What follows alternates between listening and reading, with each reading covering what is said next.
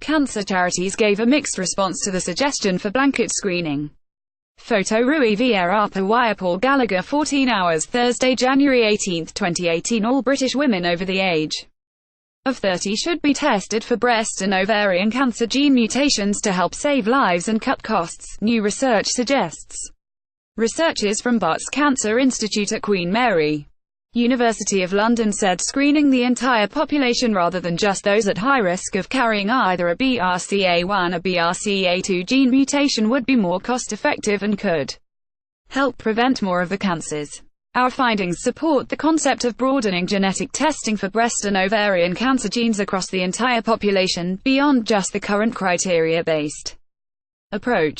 Dr. Ranjit Manchanda, consultant gynaecological oncologist, Barts Cancer Institute actress Angelina Jolie has previously revealed she carries a faulty BRCA1 gene, which sharply increases the risk of developing breast cancer and ovarian cancer. In 2013, the actress had a preventative double mastectomy to reduce her chances of developing breast cancer.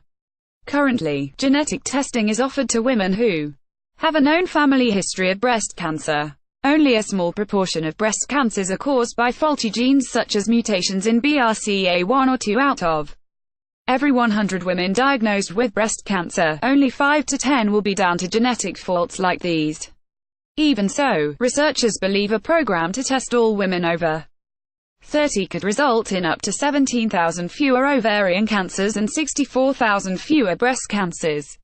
Assumptions, however, a leading breast cancer charity said, although blanket testing is a promising suggestion, further research is needed into how this approach could be delivered, and whether women might want it, before health experts can understand what impact it could have for the NHS.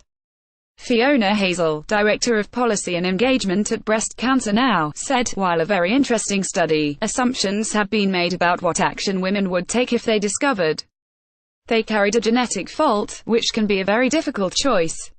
While this approach could give more women the choice to know whether they are at an increased risk of cancer because of their genes, whole population screening is also not without its challenges and risks. For example, undergoing testing for genetic faults that increase your cancer risk can also be a very anxious process for many, which would need to be carefully considered.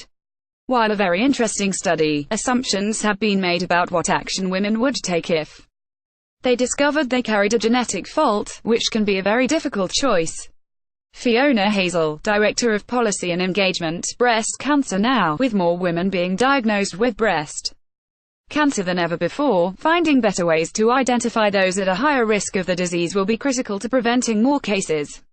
Most women will not have a genetic fault that increases their risk of breast cancer, but identifying those who do is crucial as they can take steps to reduce their risk and detect any possible signs or symptoms earlier. Ultimately, we need a prevention program that looks at all factors contributing to breast cancer risk, and ensures that all women, whether they carry a genetic mutation or not, receive the information and support they need to reduce their overall chances of developing breast cancer. The QMUL team compared costs and health benefits of different strategies for genetic testing and found population-based testing would prevent more cases than the current approach of screening women with a personal or family history of breast or ovarian cancer. Costs falling. Dr. Ranjit Manchanda, consultant gynaecological oncologist at Barts Cancer Institute, said, our findings support the concept of broadening genetic testing for breast and ovarian cancer genes across the entire population, beyond just the current criteria-based approach. This could prevent thousands more breast and ovarian cancers than any current strategy, saving many lives. With the costs of testing falling, this approach can ensure that more women can take preventative action to reduce their risk or undertake regular screening.